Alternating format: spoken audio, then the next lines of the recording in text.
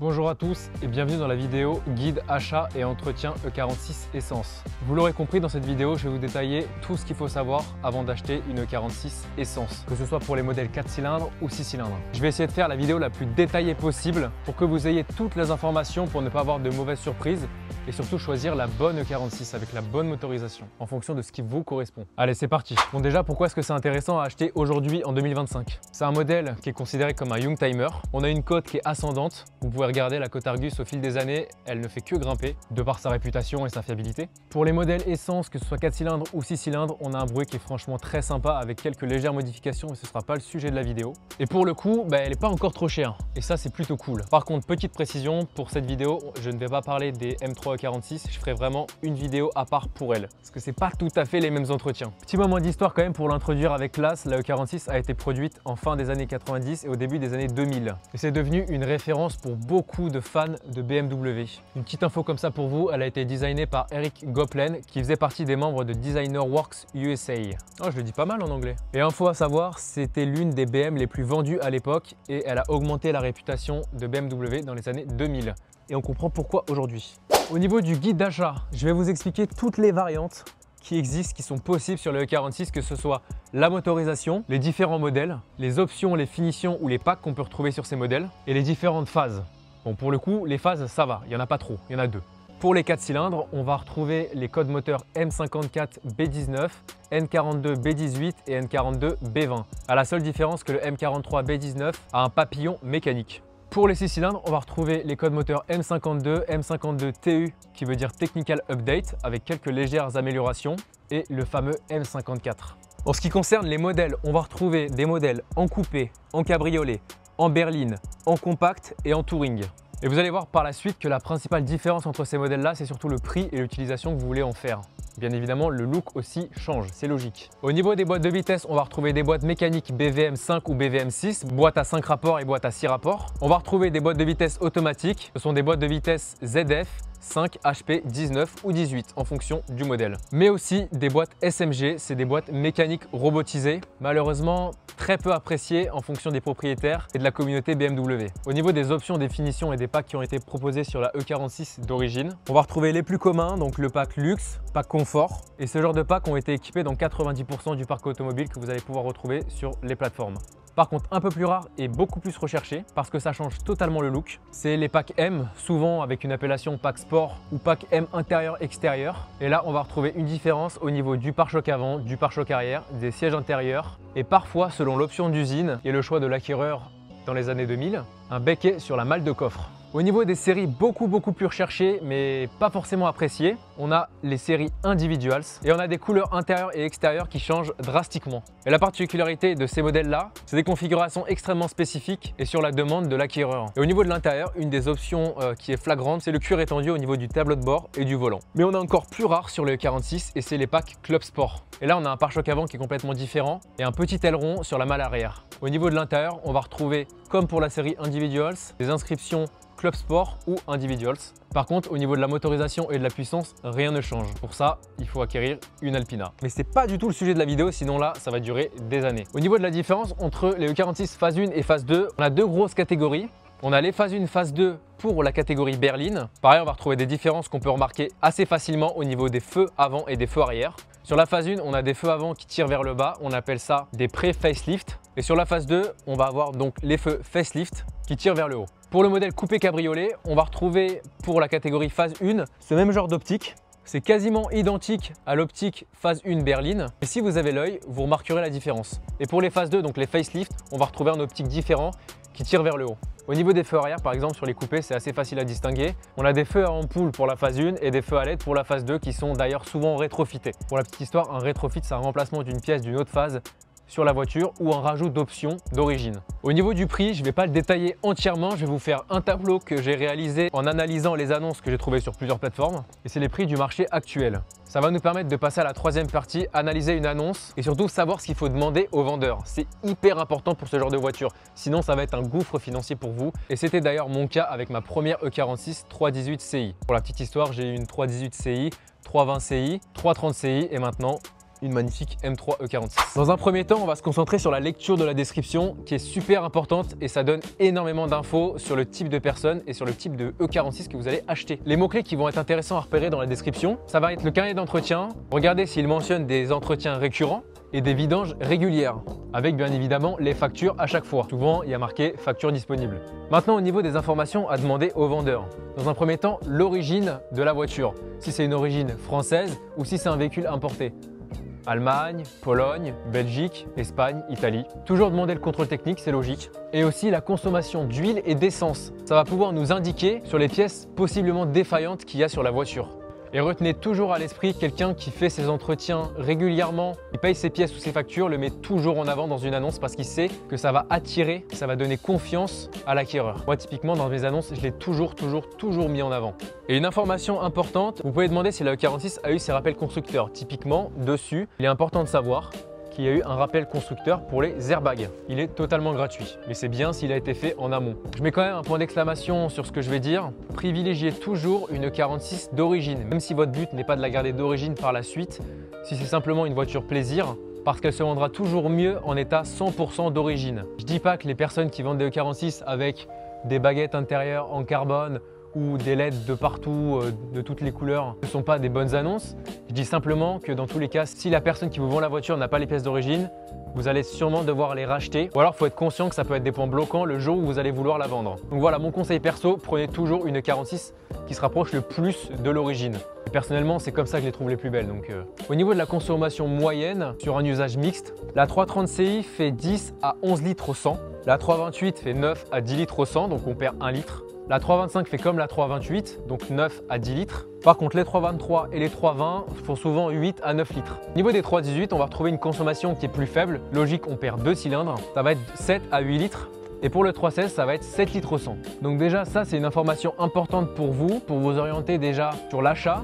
Parce que pour un daily, c'est pas forcément astucieux d'acheter une voiture qui consomme 10 à 11 litres au 100 pour mettre 200 à 300 € d'essence par mois. Mais par contre, ça m'introduit la grosse partie de la vidéo, la partie que vous attendez tous, la partie entretien.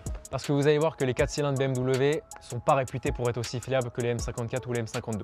Je me suis fait une énorme liste de toutes les pièces que vous allez devoir entretenir. Pour ce faire, je vais vous lister toutes les maladies de la voiture, avec bien évidemment à quel kilométrage on remplace ce type de pièces et le prix moyen de remplacement de ces pièces. Alors attention, souvent les prix ont une énorme fourchette. Je vais plutôt annoncer un prix aftermarket et pas un prix OEM BMW.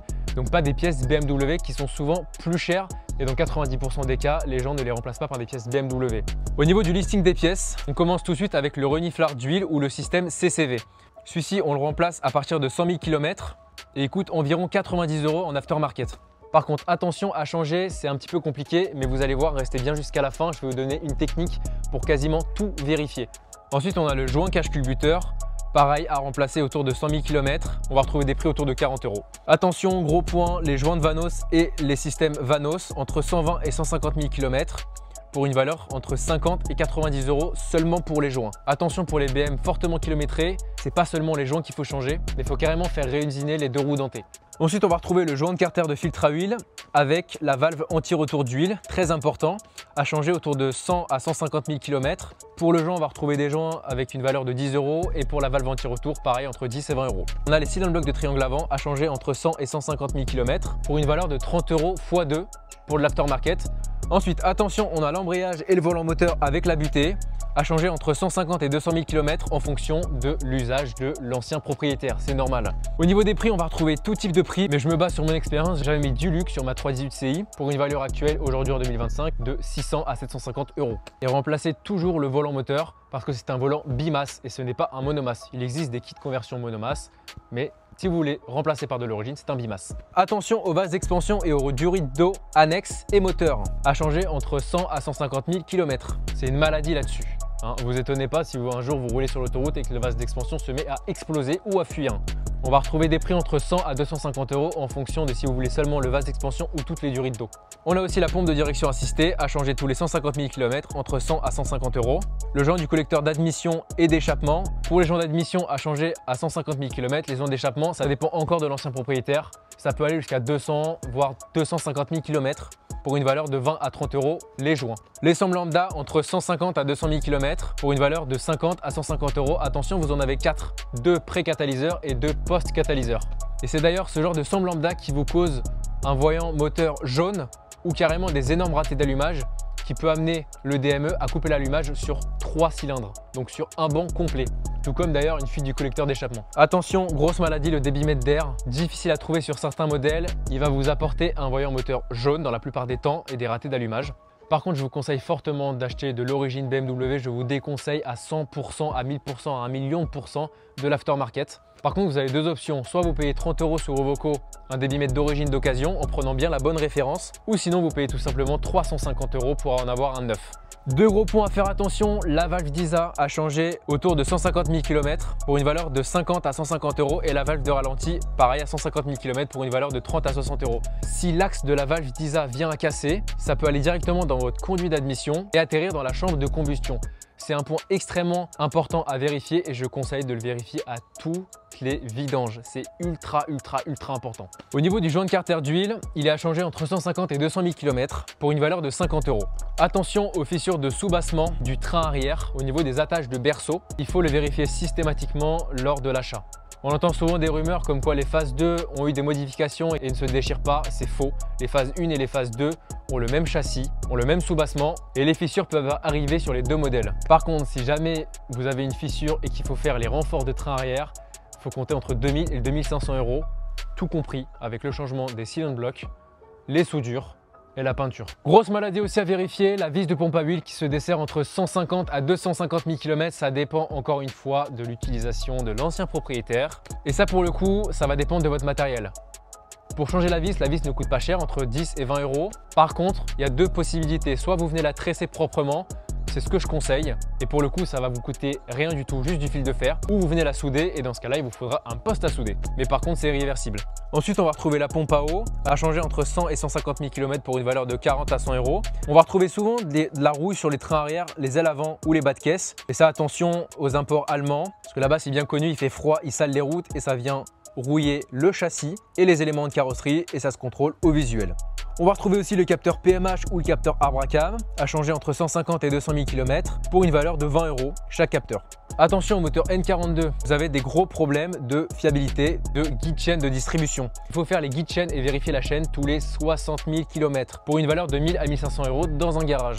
Et c'est pour ça que je ne conseille pas ce moteur, il a vraiment tendance à chauffer et il a des gros problèmes de fiabilité sur les chaînes. Si vous ne faites pas une chaîne et qu'elle se détend, le moteur est cassé. Le piston fait un bisou un peu trop fort aux soupapes. Vous avez aussi le thermostat à changer tous les 100-150 000 km pour une valeur de 50 à 100 €. Attention aux prises d'air des durées d'admission, ça se contrôle visuellement ou alors avec une machine qui envoie de la fumée. Vous avez aussi les capteurs et les électrovannes de Vanos à changer entre 150 et 250 000 km pour une valeur de 40 à 100 €. Au niveau des entretiens récurrents du moteur de la boîte de vitesse et du pont arrière, le moteur est à entretenir tous les 10 000 km ou tous les ans. Moi, en tout cas, c'est ce que je conseille pour garder un moteur sain. Au niveau des boîtes BVM5 et BVM6, je vous conseille de faire des vidanges tous les 80 à 100 000 km pour garder une fiabilité et une huile qui ne perd pas ses propriétés visqueuses et pour tout simplement nettoyer toutes les impuretés qui sont présentes dans l'huile. Au niveau des boîtes ZF, attention, faites bien vos vidanges entre 100 000 et 120 000 km.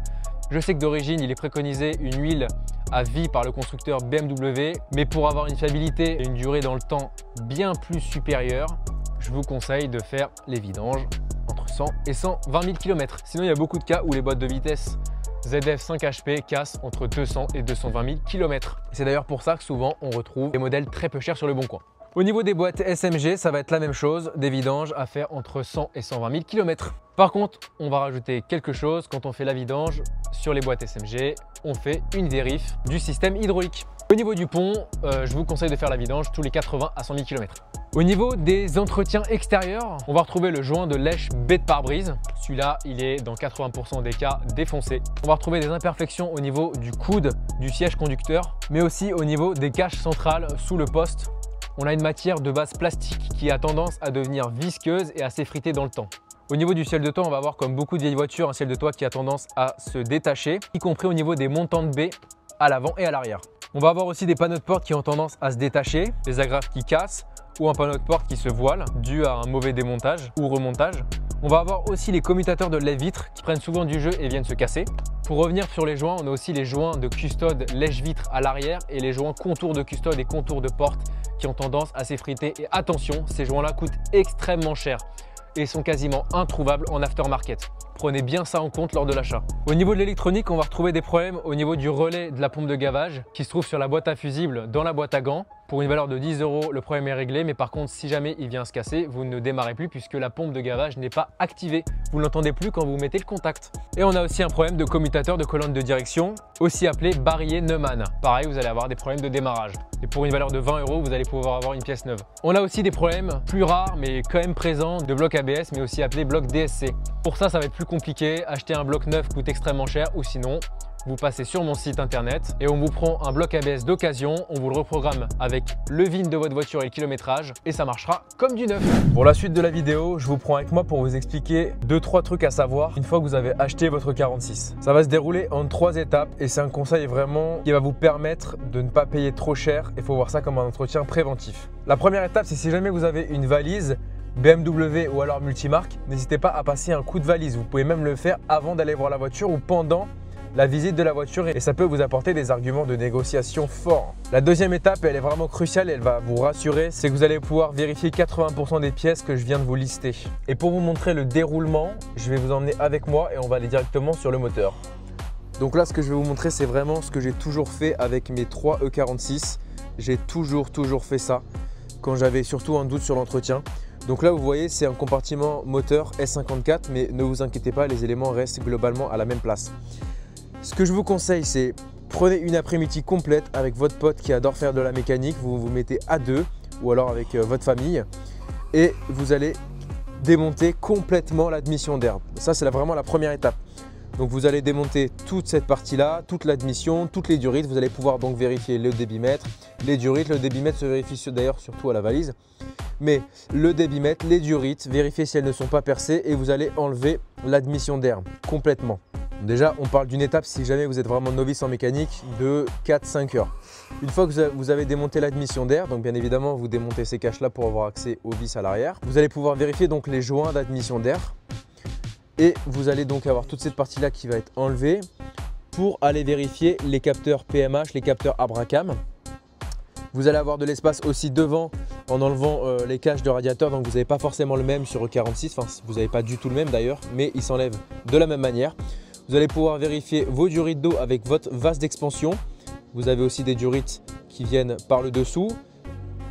Une fois que vous avez enlevé votre admission, vous avez des durites aussi qui viennent au niveau du moteur. C'est des durites d'eau aussi qui sont importantes à regarder. Si jamais elles pètent, c'est très compliqué et très chiant à enlever. Donc vous allez devoir refaire les étapes, donc autant les vérifier directement. Mais vous allez aussi pouvoir regarder l'état de votre filtre à huile qui se trouve juste ici. Vous n'avez pas la même cloche, mais c'est la même chose. Vous allez aussi pouvoir dévisser votre support de filtre à huile qu'on voit juste ici. Vous voyez, on voit une vis par exemple d'attache, vous en avez 6.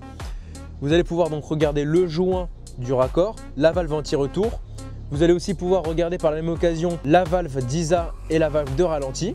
Aussi, vous allez pouvoir vérifier votre papillon. C'est toujours un peu important et sympa de voir s'il est toujours en bon état, qu'il n'est pas encrassé.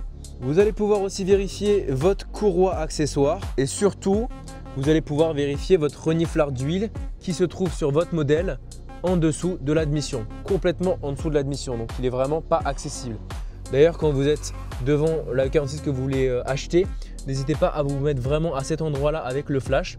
Vous allez voir que vous allez avoir un trou juste ici. Et là, si jamais il y a de l'huile ici, ça veut dire que votre reniflard fuit et qu'il va falloir dans tous les cas le remplacer. Donc prenez-le en compte. Et aussi, ça c'est rapide, c'est souvent visuel, vous pouvez regarder aussi l'état de votre joint de cache culbuteur tout autour. Vous regardez l'état, le plus compliqué c'est bien évidemment ici. Pour ce faire, vous passez votre téléphone et vous regardez comme ça, il n'y a pas de problème. Au niveau des joints du collecteur d'échappement, vous pouvez aussi regarder l'état, donc vous n'avez pas encore une fois la même configuration que moi. Mais vous pouvez essayer de regarder si les joints ne sont pas tordus, sont bien droits, même si une fuite d'étanchéité sur un joint de collecteur d'échappement est extrêmement compliqué à regarder. Il faut souvent le démonter et là c'est un tout autre boulot. Et s'il vous plaît, pour garder un visuel tout au long de la période où vous allez avoir la E46, nettoyez bien vos éléments, les appuis de joint, l'ancienne huile qui a séché, puisque le jour où vous allez devoir le redémonter pour un autre problème quelconque, vous allez vous dire ah là il y a une trace d'huile qu'il n'y avait pas avant parce que je l'ai nettoyé, donc ça fuit. C'est beaucoup plus rapide, beaucoup plus facile. Et regardez l'état d'une baie moteur qui est nettoyée et entretenue comme il se doit, ça fait quand même franchement plaisir. Et voilà les gars, si j'avais vraiment une conclusion à apporter à cette vidéo, c'est que la E46 reste quand même un excellent rapport qualité-prix. Mais par contre attention, il faut connaître la voiture. C'est pour ça que je vous ai fait cette vidéo extrêmement détaillée, j'ai mis du temps à la faire, donc n'hésitez pas à vous abonner sur tous mes réseaux TikTok, Instagram et YouTube. Mais c'est surtout un Youngtimer qui est magnifique et qui n'est pas encore trop cher et qui va prendre de la valeur. Donc vraiment, n'hésitez pas si vous êtes jeune ou si vous êtes tout simplement amoureux de cette voiture, n'hésitez pas à l'acheter dès maintenant puisque c'est sûr et certain cette voiture-là va prendre une énorme valeur dans quelques années. Je vous ferai bien évidemment une vidéo complète sur la M3 E46. Mais là, c'est encore une fois un autre sujet.